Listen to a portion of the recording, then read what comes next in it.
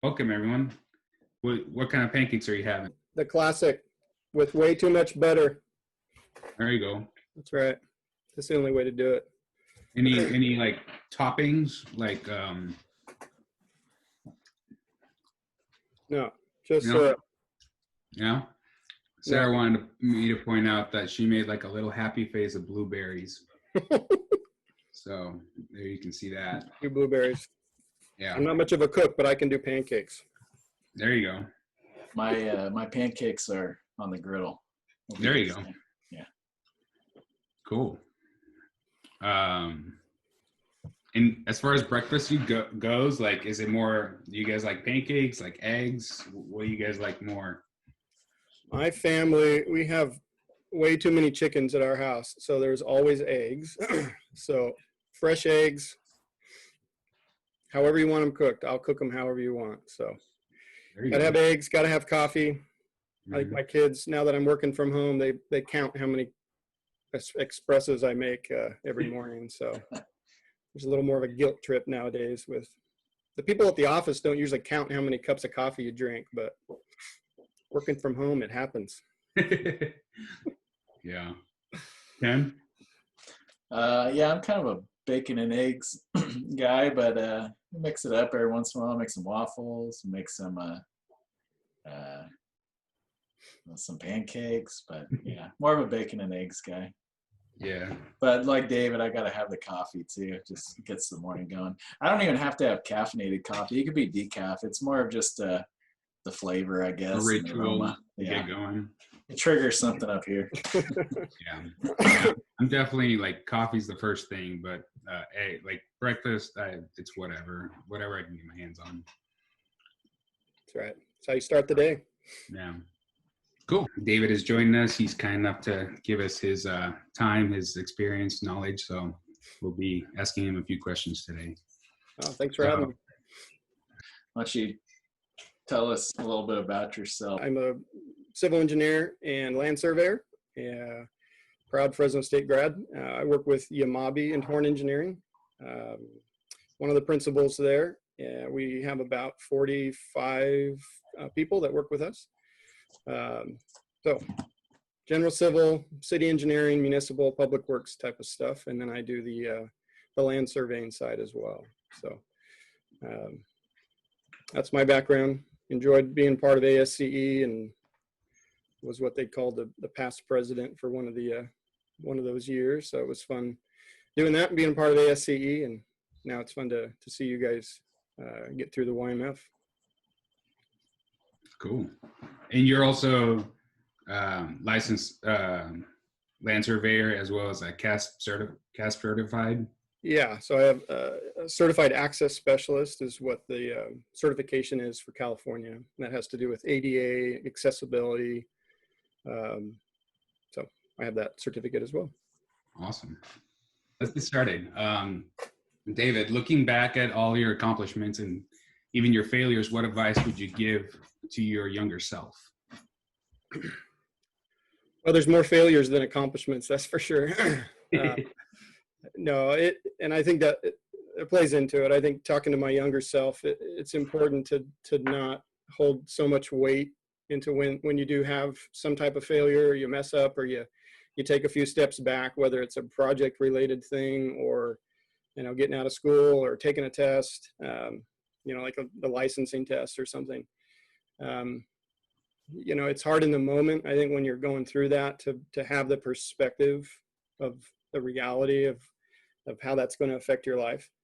But if I could take a walk with, my younger self, I think it really is just allow those failures to build some confidence. And they really don't matter that much after it kind of plays out and you kind of get through the issue and you move on. As long as it's not a huge issue. But the type of failures that we go through as engineers and young engineers, I think it matters more to the management person or the engineer that's watching over you and responsible for you. It matters a lot more on how you handle dealing with that failure, not the fact that you messed up. And, there's plenty of times as I was going through things, whether it was technical or dealing with a client or learning how to deal with a client and talk to them and own up to some mistake or something. The importance is how you move on and show that management person, show yourself that you're willing to own up to it and move forward, learn from it. And I think looking back, I would hope that would, just give me a little more confidence to work through things as you get through it. And the accomplishments are nice. I mean, it's always fun to get a win with a project or on a team or winning an RFP or something. But again, the humbleness matters. And I think the clients that see that success, they'll continue to use you when you take those accomplishments in stride. And so I think that's really looking back at where I kind of came from and how I worked my way through that is the failures, don't let them hold so much weight. Yeah. I think what I'm getting from that is that, like, I think I've heard it somewhere else too, where like the treating your triumphs and your failures like with equal regard, I guess, like not having, sometimes I feel like I tend to really emphasize the failures and kind of just the triumphs are not as significant, and just kind of keeping that balance is good. Yeah. And I'd hope, in the work setting or in a professional setting, when you're able to own up to a mistake and be able to talk to the engineer that you're working for of saying, all right, I obviously I messed up here. Here's what I learned from it. Here's what I'm going to take away from this. Because the way, as far as our company goes, there's unfortunately a lot of missteps sometimes, and sometimes costly ones. And I've read it before or somebody had asked, an employee messed up and cost your company, say, $10,000. And the assumption was that you're going to let that person go because that was a huge mistake. Mm-hmm. And the takeaway from the owner was, why would I throw away a $10,000 training exercise? That person is never going to make that mistake again. So from your point of view, have that attitude that I'm going to learn from this, and here's what I'm learning. I think that makes a big difference to somebody that's watching you and seeing how you handle it. Very good. Any comments, Ken? Oh, yeah, no, I like that response, David, especially when you said, how you handle your failures will define you more than that failure ever will. So I've seen it time and time again on jobs and, in the field during construction or during design, and nobody's going to remember that failure, but they're going to remember how you handled it. So I like that response. That's good. Yeah, that's great. During interviews, what's something you always look for in a candidate? I think it's not what the candidate thinks. Okay. But for me anyway, when we interview people, it's really those first couple of minutes. And it's really fun before you get into questions about school and grades and what do you know, it's how do you walk in the room? Do they look me in the eye? Are they glad to be there? Are they willing to ask me how the day's going? It's just a personal kind of relationship type of thing of what kind of person it is. And I realize that, and it's easy to spot people that are just either, really nervous and have a hard time, talking to people or in that kind of situation. And that's fine. And I get that. But, it's fun to see, what I'm looking for is that person's personality and their ability to talk to somebody they don't know or they haven't met before. And I know in our company, where we want project managers to get to is actually managing these clients and taking a phone call from somebody they've never met and meeting with somebody that hopefully someday at the conference table, that they can actually talk to. So it's that communication, that ability to kind of come into the room and start the conversation. So that, that's different than technical stuff. I think the technical things, the abilities, the experience, that's all content of the interview. Mm-hmm. But I'm looking for somebody that I'm going to want to work with, that I know people in our office are going to want to enjoy problem solving with. And that takes some communication and ability to handle a nervous situation. So that's fun. I think, at the end of the interview, it's always, tell me something about yourself that we should know. Or, the point of, I want to know what do you enjoy doing? Let's take the engineer hat off. Mm-hmm. I want to hear, if they're willing to share about their family, if they're willing to share about what they enjoy doing, because that's what's going to come out after 2 weeks of working on the job. That's what's going to come out after having to work some late hours and trying to problem solve some stuff. Who is this person? How do they act around other people? And it's a relationship type of thing, especially in our company where you have one building and there's 40 people packed in there. You're talking to people all the time, and that we want that relationship to be able to work. But so that's fun. I always obviously try to make the interviews easy. I don't enjoy seeing somebody squirm, but it is fun to see how do you react? How do you communicate? Look them in the eye, be confident. Yeah. Be confident. To me, interviews are like a conversation between two people. The interviewee should be looking at the company just as much as the employer is looking at the interviewee. Is there any particular questions that you want them to ask you, or things that they're looking out that you particularly look to?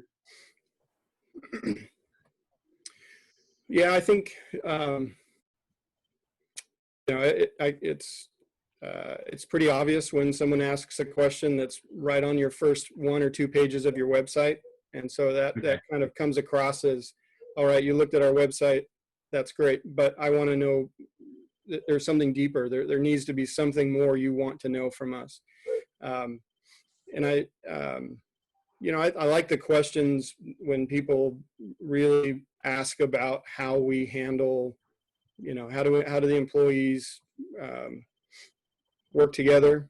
How does the actual day look for somebody in this position? And asking specific questions about, flex time, or, just having something specific that is obviously important to that person. If you can't come up with those kind of questions and you are looking through a website and you're trying to figure out who is this company, zero in on one of their projects, zero in on a project that's on their website, and come up with a question that isn't answered on their website.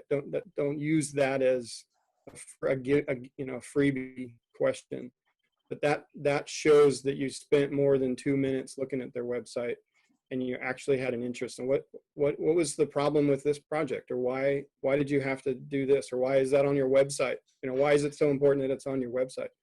Those kind of questions that are sincere.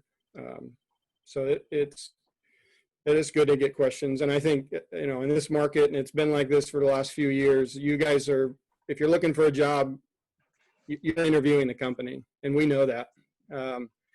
Engineers are hard to come by. Good engineers that want to work and want to be good project managers are really hard to come by. And so I think going into that, you should already have a whole bunch of questions. How am I going to differentiate between these 3 companies I'm interviewing with?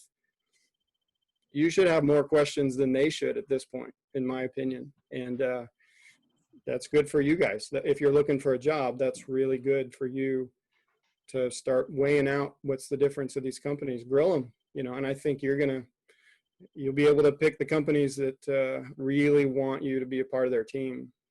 by how they answer your questions. So you're pretty much saying right at the moment, you can't be very picky yourself when you're looking for a new employee, depending on how much of a need like you have. But yeah, no, we're not just taking everybody, and I think but we know when someone comes in for an interview that has some experience, that wants to be a project manager, we're going to pay attention. We're going to wonder, what are you looking for? Why are you looking for a new spot? That's an important question. But we're not comparing, we don't have 100 resumes right now. We have 3 or 4 of project managers that are looking for jobs. So that's the supply and demand on the market side. So, you guys, if you're looking for a job, or if there's young engineers looking, do your homework and have your 10 questions ready to go. And the companies you're going to interview with, if they really need you and they want you to be a part of the team, they'll answer your questions. Great. I guess I have one more question for you, David. So when you go into an interview, would you say that you go into it open-minded, or do you already have an idea of exactly who you're looking for, or maybe both? Like, what you want, but you're not going to rule someone out based on the way they enter the interview or answer the first couple questions. Yeah, no, that's a good question. They're kind of how they react or how they take the interview isn't going to kind of throw them out when we're really looking for some good engineers. Yeah. We definitely still have types of projects. We have areas of the disciplines of engineering in our company that we need project managers for. And so right now our list of needs is pretty specific, but what's open-minded is when someone comes in that may not fit exactly what we're hoping for, but would be a good fit for the company, we're going to stop and we're going to talk and we're going to figure out, because in the last few hires, it's been how can we make this work for this person in our company, because we want this person to be a part of the team, and can we almost make a position for somebody, knowing that markets change, types of projects change, but if I can get somebody that's smart enough to adjust and try and be able to work on different projects, that person's going to last hopefully with the company for quite a while. Cool. I guess for recent grads or people who don't have much experience, how important is CAD starting off? I mean, is that like, do they need it? Yeah. Yeah, it's still important. I think for the engineer that's doesn't have a lot of experience, at least for our company, it's a computer job, it's a design job, it's using that tool. So yeah, I would still encourage anybody that's starting to look or thinking they're going to be looking for a job in the next couple of years, you really need to get into some AutoCAD, and the current version is what you need to be learning. You don't have to be perfect at it. You don't have to be perfect at it. You don't have to be, like I said, I don't have 10 resumes of people and I'm ranking them by how good they are in AutoCAD. I'm looking for somebody that actually knows some AutoCAD and understands how to get in and do it, but is also willing to learn and advance. So we don't expect people to come in being experts in AutoCAD, but between two people, if one has AutoCAD experience, we're going to be leaning that way. And I think, there's student versions out there that people can get for free.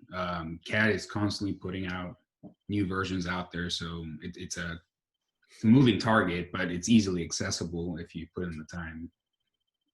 Yeah, I hope so. I haven't looked into the training part of it, but I would hope that young engineers have the resources to be able to take some time and do it if you need to after school or something. You need to be good enough to learn to know AutoCAD and be able to create something and print it think of the interview, you need to bring something to the interview that's printed out that you did in CAD.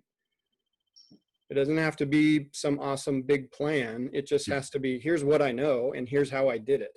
Yeah. And be honest about it, but bring that with you. So that if that's a requirement and you can't do that yet, figure out how to do that, in my opinion. Shifting to like workplace and these current times,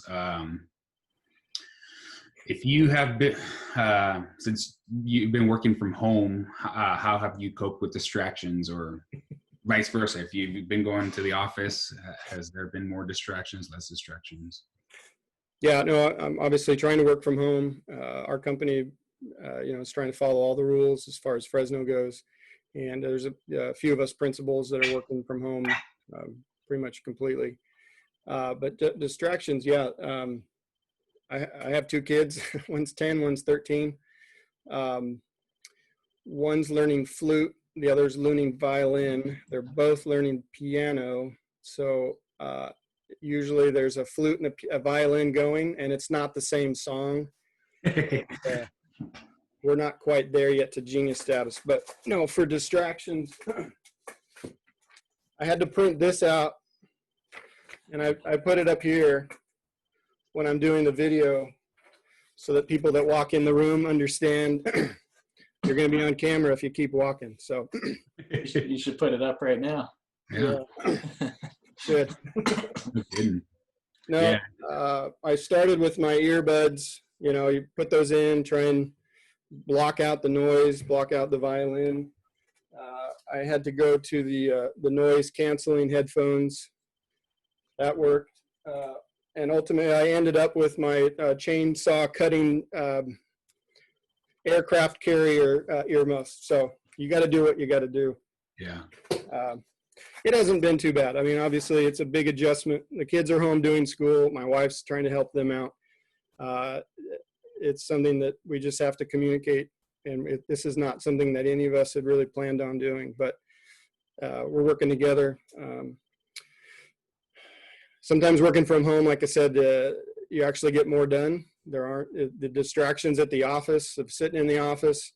And it's a lot easier for someone to just kind of pop in and say and ask a little question that they could have maybe thought 5 more minutes and figured it out.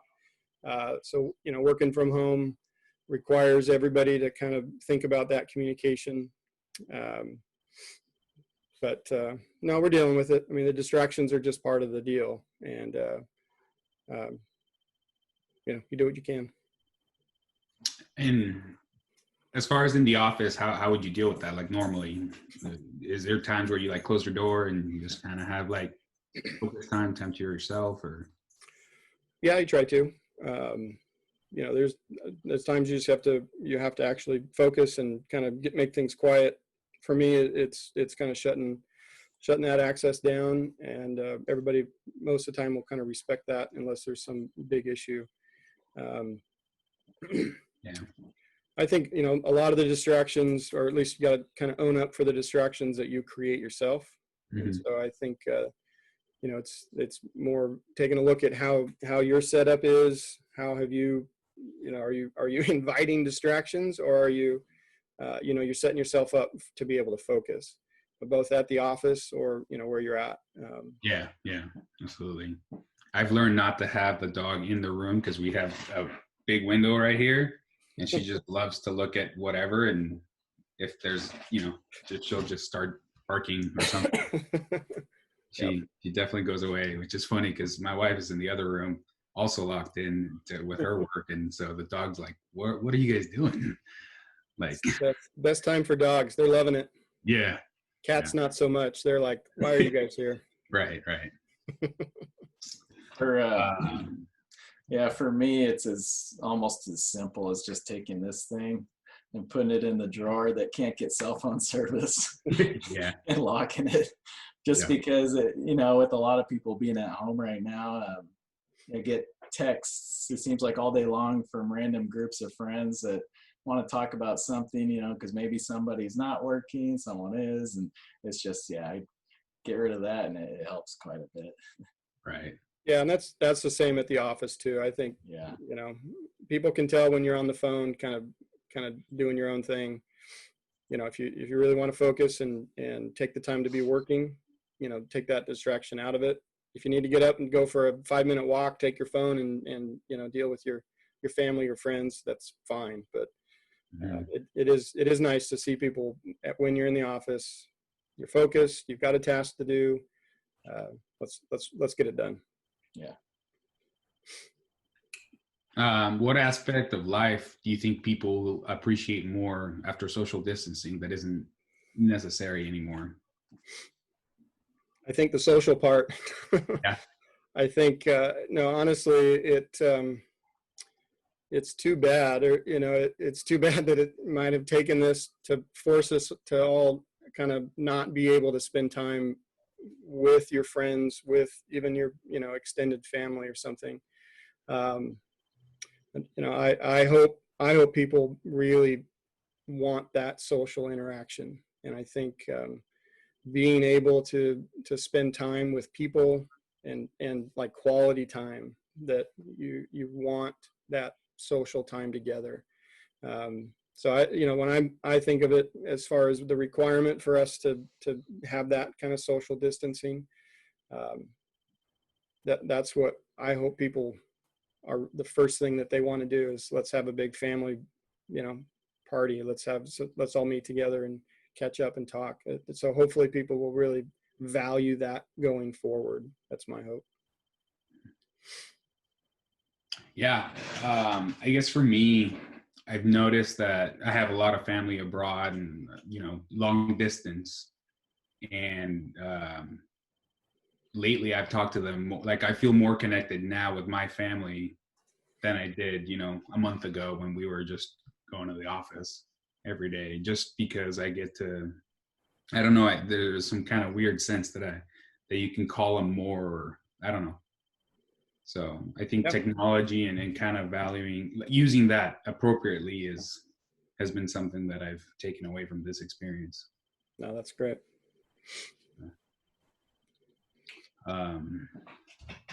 Let's see. Our economy is cyclical, and many economists agree that we are now making into the turn or are already in a recession. In a recession, lending tightens and developments tend to slow and create a more competitive environment for the engineering industry. Assuming you and your clients aren't immune to these effects, what do you plan to do to retain clients and continue to grow during the downturn? Or looking back in the past, what did you do to weather the Great Recession, and will you do things any different this time?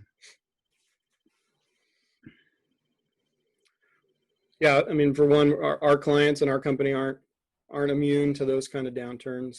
You know, the last one in 2008 or whatever it was is, you know, probably one of the first bigger ones that I've had to deal with as far as management goes. So that was definitely, you know, something to learn from. Yeah, it's interesting to think of this. Even before the COVID thing happened, you're always waiting, you're always watching, you're always kind of ready for the first indications that things are going to slow down. And so that's something that I do as our financial guy in the office, is, you know, looking at trends as far as housing prices, construction numbers, you know, values of different commercial type property, to be ready for that first indication, and but not to be marching forward as confident as possible when it hasn't happened yet. And so I think it's a matter of you know, when it's not in a recession and you have a lot of work to do and you need people to be, you know, working overtime to get things done. You don't take that for granted, but you work as hard as you can to continue taking care of the clients. When the indications start as far as the recession goes, and you know, it's a lot different with the COVID thing because it's not something that we it was kind of, it was forced on us, and it was real sudden kind of a deal. And there's no way to use this to compare it historically as far as how is it going to come back. And so that's some of the bigger things that we're looking at right now, as far as what are some different scenarios, is how is the company going to kind of come out of this. We just don't know yet. But let's say that this is kind of a forced recession, and that it is going to take some time. There are going to be developers that are going to stop. There are going to be some, say, home builders that are going to put things on, kind of slow things down. What do you do?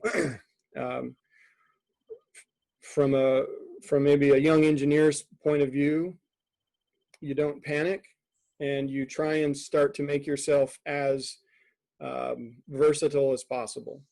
So if you typically in good times are only doing one type of job, which is nothing wrong with that, but if you're the water guy, if you're the pump guy, and you design and specify the pumps for things, if you're hearing that there's going to be a slowdown, if you're realizing maybe there is going to be a recession, I would say do your best to try and figure out how can you do more for the company, from a standpoint of the services, the experience that you have, so that when things do slow down, you're valuable, and I think you just have to do your best to try and either ask questions. Hey, I'd like to try and work on a different type of project, or is there any way I could be on a team and learn some new skills or something. At least for our company, that really makes a difference. The last time when we looked at the recession, and we had to let some people go, we really had to keep the people that we felt were able to be able to do different types of projects, because if our staff type is less, but we're still having the same type of clients, I need to be able to take care of those projects with fewer people. And so from the engineer standpoint, and it doesn't have to be, I can do wells, I can do grading, I can do sewer, I can do traffic. It might have to be that I can help with project management, or let me do, if I can help you with the billing review. And it may actually be things that are kind of below your pay grade at this point. Make sure you remember how to do some AutoCAD drafting. If that really is what it comes to, they may have to get rid of a few drafters and have their young engineers do some more drafting on their own. So brush up on it so that you're ready to say, I can do the drafting. If it comes to that, there's no problem, with me doing that. So. Yeah, I think in general, if you look at your skill set and you look at it more like a T, with the top bar being like your breadth and the bottom bar being your depth, you kind of want to keep those in some kind of,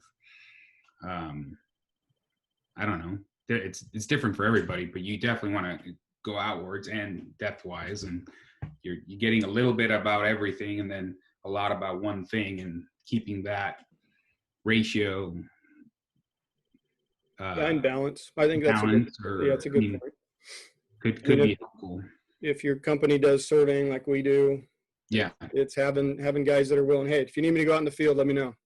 I'm happy to help, and I'll do whatever you need me to do. It's that kind of attitude that's going to make the difference of, hey, let's keep this guy or gal, and they're going to be able to help out in different things. When you look at a recession, when you look at doing things differently, is tightening the belt, trying to stretch out the staff that you do keep. And so from a staff standpoint, be flexible, be ready to say, hey, I'm willing to help, whatever I need to do to help get through this, I'm ready. And so I think that's the attitude I look for. Cool. So at the beginning of your answer there, David, you mentioned that even before this virus hit and we were kind of thrown into this shock recession, you're already looking at some different indicators and economic data that relates to the engineering work that you guys do at Yamabe and Horn. Now, is that did you learn, I mean, obviously a lot of engineers don't think about the economics part of engineering and running a business. Is that something you learned in school? Like, did you take extra business classes, or did you just learn that underneath, the wings of, people who taught you on the job? Yeah, I don't think I can't say I learned that at school. I think there's the economics class and the minimal things that we do learn, which help you understand the fundamentals of it. But no, I think it's really getting into I do all of our financials, and so I see the trends of cash on hand, billing, how much time it takes us to collect the money from the invoicing to our revenue. And so, and I think, one of the things when I was kind of piecing those together, I would create little monthly newsletters for our staff that may not show all the numbers, but it showed how's the company doing. How, we're strong, this is where we're trending, and just creating those different graphs and how everyone else is kind of looking at it helped me to kind of think, well, let's look at it from a younger staff person's point of view. And one correlation that really did was fun to look at was the average home price for very specific different areas around Fresno County. And for our company that works for some smaller communities, when we looked at how much we build, how many projects, it had a pretty close correlation to the trend of housing prices. And so I was able to superimpose those and show my partners, we just, got to keep an eye on this, because as things change, and it made sense. It was common sense that, that the housing market drives a lot of the construction, I think, locally. But no, it was just it became a hobby for me on figuring out numbers, and it was the spreadsheets and the graphs, and but once I found out that it could be useful or helpful, it was fun to really put some time to it. Mm-hmm.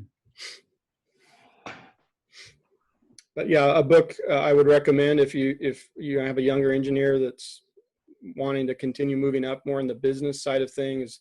Peter Drucker has most all of his books are good business type books to read. And there's a book called E-Myth, E-Myth, M-Y-T-H. That was a good book to really get the picture of how the business, what really drives the business. And I think, I'm looking for the project managers that are good engineers, but then are asking, hey, is there any business side of things? How does that work? What makes this company work? Those are the guys or gals that really are fun to give some more information to see where their career is going to take them. Yeah, I think as engineers, we all like numbers, and it's just a matter of I guess applying it in a different way, and like you said, maybe reading a couple books and expanding your knowledge base there. So cool. Switching gears into more like leadership and personal type stuff. David, when you feel overwhelmed or lose focus temporarily, what do you do? What kind of questions do you ask yourself, or what do you go back to get on task? Yeah, for me, it's put on the sunglasses and go for a 15-minute walk.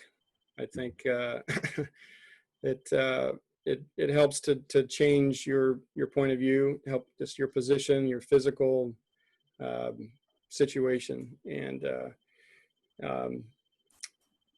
in 15 minutes, nobody's going to die in the company, or nobody's going to lose their job in 10 minutes. Take a few minutes, collect yourself. Let's make a good decision here. But I think the questions that you really need to stop and ask yourself is, what's the priority? What am I supposed to be doing here? If you're overwhelmed because you have so much to do, or there's a task that's due right away, is just take a minute and reset the kind of priority to get that task done. I think for people that I've seen, you get really lost in the weeds fast when you have a lot of pressure and there's a deadline, and not everybody can handle it gracefully. But most people can just stop, take a second. What's important? What do you need to do first? Let's just focus on, what needs to be done first. At least, for me as well, is being able to just cut back the noise and say, all right, what do I got to do first? Let's just, what's the most important thing in the situation as far as getting back on focus. I use a tool called Trello online it's a real simple task related tool, and it breaks down your tasks into small pieces, or however you want to do it. It's kind of a to-do list with different dimensions. But getting back on focus is, reset. What are you supposed to be doing right now? What are you supposed to be finishing first? For me, that's what helps. And I think you make it worse by allowing yourself to let the emotions kind of cloud your judgment. And what kind of stuff do you use to kind of get back on track? Well, at 10 a.m. and 3 p.m. almost daily, I do take a walk around the block. Here we take a walk around the block, but at my office we'll walk around our block there. It's about like 3/4 of a mile, so just enough to get the blood flowing again, get it out of your stomach and back to your brain. And a lot of what David talked about, trying to remove that noise and refocus on the task. I might have to check out that Trello program and see how that works, because sometimes you get a little too busy, and I also will kind of forget about what I'm really working on, and my mind starts jumping left and right. So I guess anything I can do to just calm down a little bit, like Dave said, take a walk, it helps quite a bit.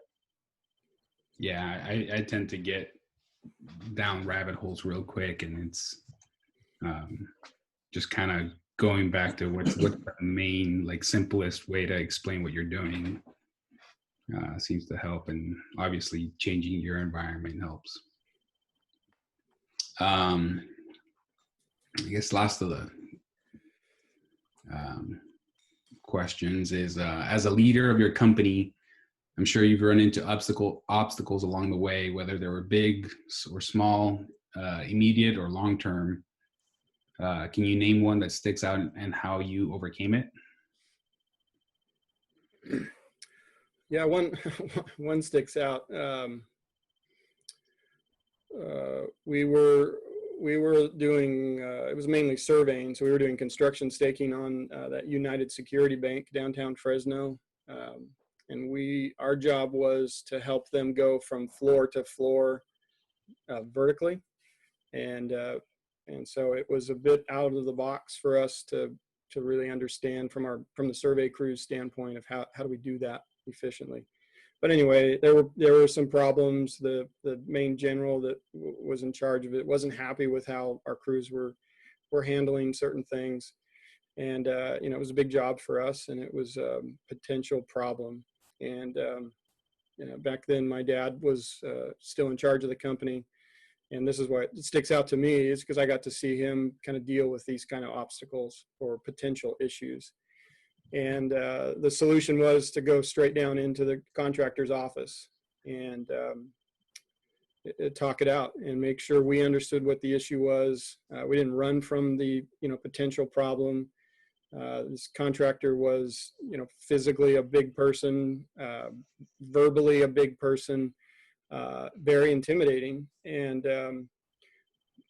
but that didn't matter. That we had a job to do. We're going to own up for if there's issues with how we're doing it, and the way we handled it is we came with a solution, and we proposed switching the crew up, and it might have been my dad throwing me as a sacrificial lamb, I guess, now that I think about it. But it was, Dave's on the job from this point on, and he'll be the guy that does it, nobody else. And it didn't mean I was any better. It just meant that I knew the ramifications of if we didn't do it right. But the point was coming with a solution, and work, and not shying away from having to own up to your responsibility. And if there's an issue, or if you've got a problem, the whole point of being an engineer is problem solving it and providing a solution. So I think, that was potentially could have been a big impact to the company if we had, any more problems. But, even small obstacles, it usually comes down to communication. It usually comes down to, let's stop, let's sit down, let's talk about what's going on. And I think, one of my principles is that you get defined as a person based on how many difficult conversations you're willing to be a part of. And that applies to relationships, applies to marriage, applies to work. And that's something I believe, that you will become a better person by how many difficult conversations you're willing to have. And if that means, it just takes away the fear of having to talk about something. And if it's on a professional situation, that either maybe I've done something wrong, maybe I don't. If there's a problem and I don't know what to do about it, that's what you'd call an obstacle. Have that difficult conversation. Go talk to the engineer. Say, hey, I'm stuck and I'm a little embarrassed, but what do I do? And you'll gain some respect from that, and you will become a better person by doing that, in my opinion. And I think that speaks back to like what we were talking about earlier, of just your reaction to a problem is more important than the problem, right? Mm-hmm. So. Not reacting to a problem and letting it become an issue is a big problem for me as a management person. I want those young engineers to come in and say, I don't really know what I'm doing right here. And before I spend 16 hours trying to figure it out, could you give me a hint? That's golden. I love it. That's what we want to hear. That doesn't say, I don't know. For me, that's not a go away. You should know that. It's a woof. Thanks for asking. I appreciate you not wasting 16 hours. Here's what I want you to do. Mm-hmm. So asking questions. Like it. Yeah. Well, I think that's kind of the meat and potatoes, or the pancake of the interview. We just have some last minute questions. Like, I don't know if we got, there you go. What kind of pancake did you go with? So I got some banana pancakes with, I think, a little bit of flaxseed in it or something. There you go. Aubrey, my wife, just made pancakes for our 1-year-old, and she puts all sorts of fancy stuff in it for him. Yeah. So what's your favorite kind of ice cream, David? I used to do a pint a night of a Ben & Jerry's. It was like an oatmeal cookie thing. Yeah. Yeah, I had an intervention at some point, and we had to cut that out. But yeah, that was an emotional thing for me. That just I had to take care of some issues inside of me. Yeah. No, ice cream's a weakness. My kids know that anything with pieces of fruit in it, that's not how it's supposed to be done. So they know that. So is that the oatmeal cookie chunk? Oh, it was like a cinnamon and like an oatmeal. Oh, yeah. I don't even want to know the name, because now I'm going to have to order it on Instacart or whatever that is. Yeah. And I could get like 2 gallons of it probably. Or a pallet. We could, if we do this interview, like another one of these, we can just get ice cream and talk about the principles of ice cream. And all the flavors within it. Ken, what's your favorite ice cream? Oh, that's a tough one. And, you know, my answer is really boring, and I'm going to say chocolate. I'm just, I like traditional chocolate. Well, maybe, you know, I do really like the way Ben and Jerry's taste, but I'd probably say Yeah. like Dreyer's chocolate ice cream. It's really, the chocolatier, the better. There you go. Yeah. Nothing wrong with that, Ken. Nothing wrong with that. Yeah. Yeah. I think for me, there's this ice cream in Colombia, or not ice cream, but a caramel called arequipe, which is not as, I don't know, I don't think it's as sweet as just regular caramel, but there's an ice cream version of it that I can't, I mean, if I see it, I'm having it. There's no question. But here, probably more cookies and cream is my go-to ice cream flavor. You know, I really do. I like an ice cream that I like that's not traditional would be from Ampersand's in town called the, Oh, yeah. I think it's a honeycomb. Yeah, Mhm. that's good. Yeah, well, that one, honeycomb. It's really good. And then what's a Fresno or Clovis restaurant that you'd recommend people order from during these times, or go to once it's Order to, yeah.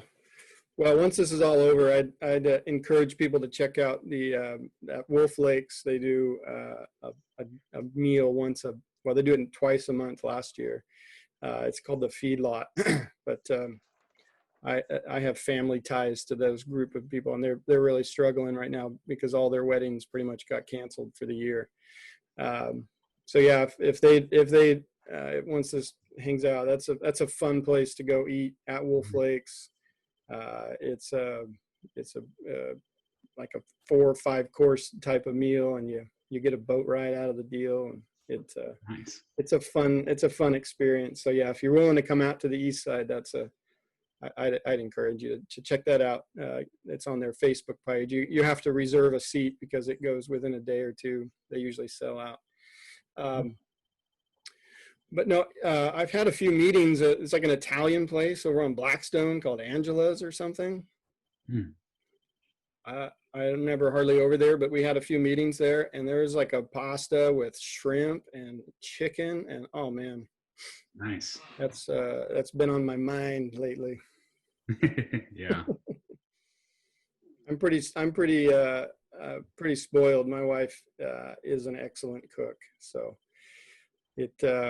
she's taken care of us during this time. We haven't really eaten out too much or ordered out, but I'm ready for it to just be able to get back to taking the family out to dinner for sure. Yeah, same. Ken, you have any restaurant recommendations?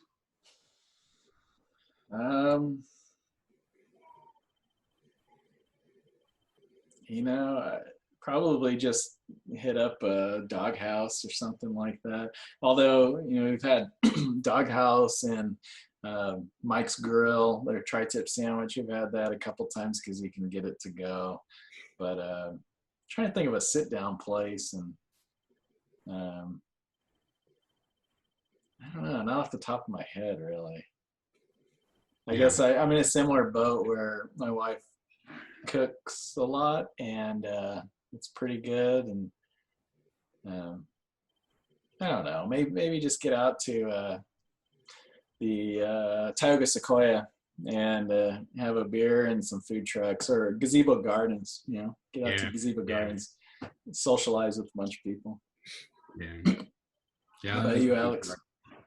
I recently tried this new place by my house called Bombay Pizza, I think it's called. And it's like a Indian flavors, but on pizza, and it's delicious. Like they have a butter chicken pizza that's just really good. I've definitely been going over there, and also Mediterranean food like House of Kebab, things like that. Sounds good.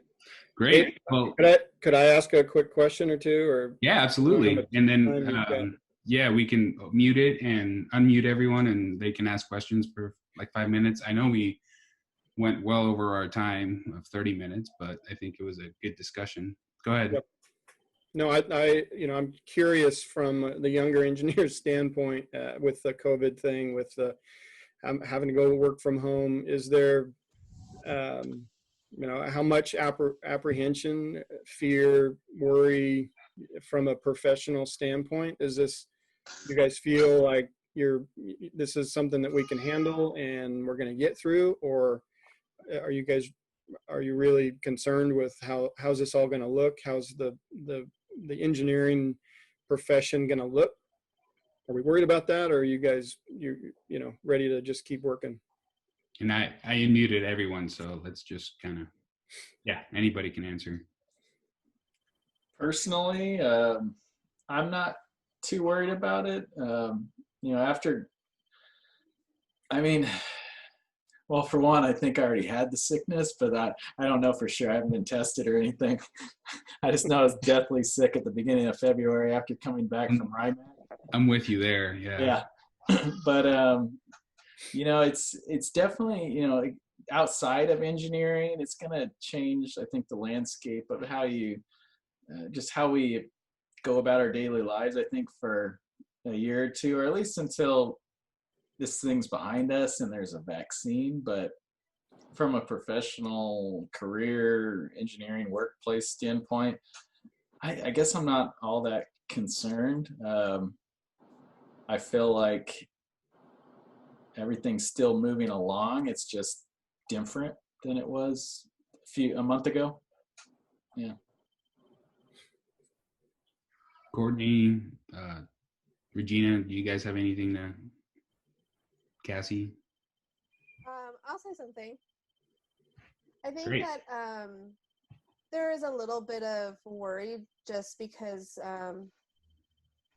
there's, with my company at least, there's a lot of people. And so if you don't know how your company is doing, if they're not talking to you about how they're handling the situation, then it kind of makes you worry about if something were to happen or if there were to be a recession, what does that mean for you?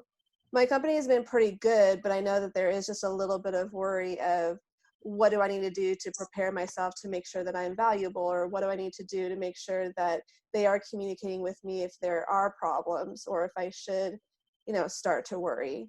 So I would say there's a little bit of that, but it's nothing too much of freaking out. It's just, if anything, it's kind of kicking me in the butt to better myself. What do you feel like the company could, what are some answers or information that you would like to know from the company to help reduce that fear? Well, I guess for me, just how are they dealing with it? Do they have a plan if something major were to happen? And are they set if something major were to happen? I know that not necessarily just our company or with engineers, because we are, essential, and we are grateful that we are essential and we're able to work, but there's people like my sister who works like a minimum wage job, and their company is in Clovis and they are not preparing their employees. They're not giving them a higher wage. They're not making them wear masks. They're not keeping that social distance because they feel that they are in the city of Clovis and that it's not on them. And my sister is pregnant. So I know there's a lot of other people who are dealing with that situation, which is they're worried because they don't know how their company is equipped to handle something like this. But as far as me, yeah, like I said before, just a little bit more reassurance that they do have a plan if something big were to happen. I know that you mentioned, sorry, Alex, how do you better yourself and prepare for something like this? And one thing that's kind of surfaced, at least in our company, is the younger engineers were the first to help us understand how to do video chats and how to do Zoom and how to work remotely. So there were some of our older engineers that didn't do so well. And so, even right now, that if you're in a company and they're kind of struggling to figure out how do we do this, the younger engineers probably come from a generation of, this is easy. Here's how we do it. It's not that big a deal. We do this all the time. So that's one way to up your value real quick of, if you're in a company that is kind of trying to figure out how do we do this, that they just need to be taught. And you guys and gals sometimes are the ones that you're used to it. And here, let me do some tutorials. Let me record some videos on how do you do a share your screen from Zoom or something. It might be simple, but it could help. Yeah, absolutely. Yeah, I think something that's going to come out of this is, whether you're the company you work for or the company you own is already really progressive, or they've already kind of adapted to the times, or maybe they haven't and they're stuck in the past. It's kind of going to force those companies stuck in the past up to the present. And like David, like you just said, it's going to be a team effort to really get all the new policies or programs in place and learn how to run like a company in today's world. Yeah, I agree, Ken. That's one thing I'm kind of excited about, is like the adapting that we have to do to be able to work from home. See if any of that has any lasting impact on what we are doing once everything's back to normal. See if we can improve how we operate.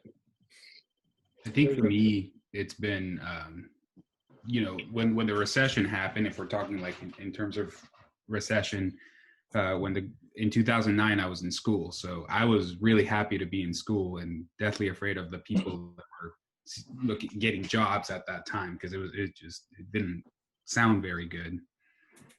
So I think communication from management of what they're thinking, just kind of like how you mentioned that you were sending out emails. I don't know, just communication is very important.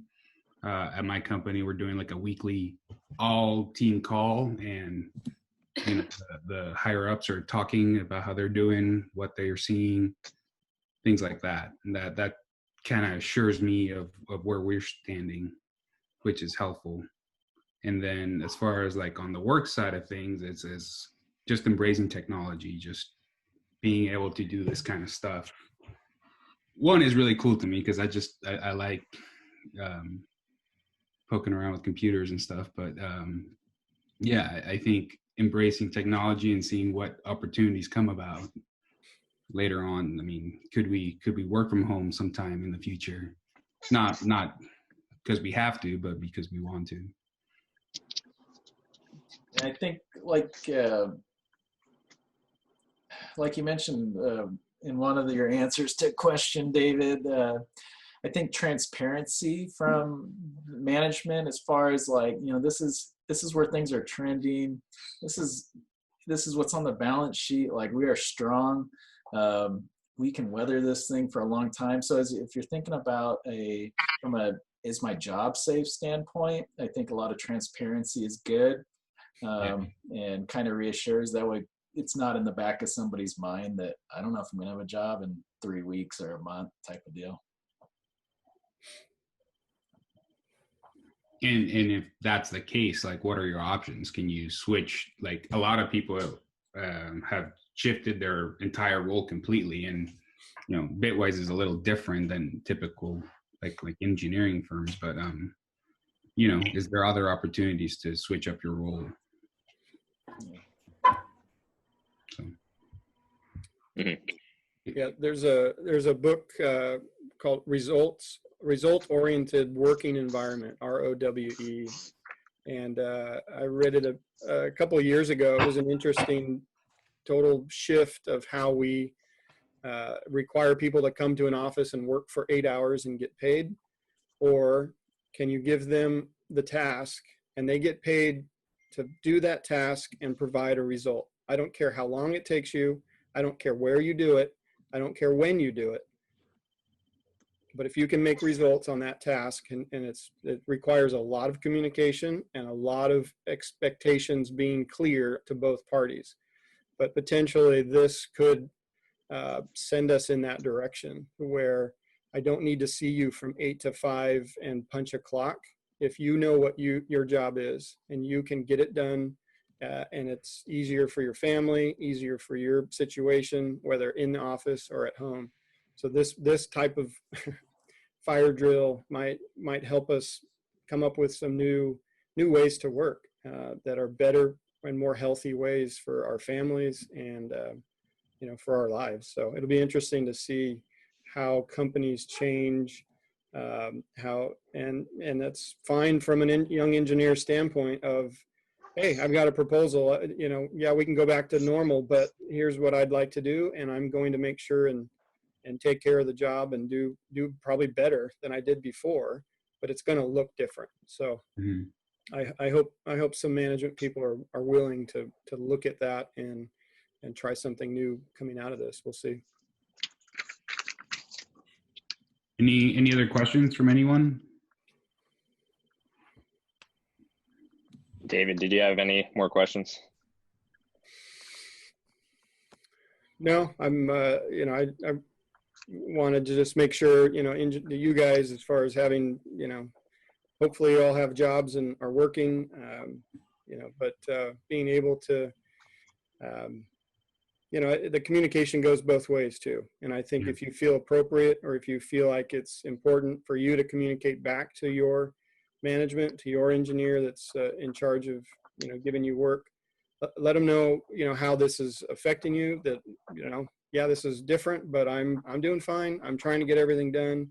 Over communicate.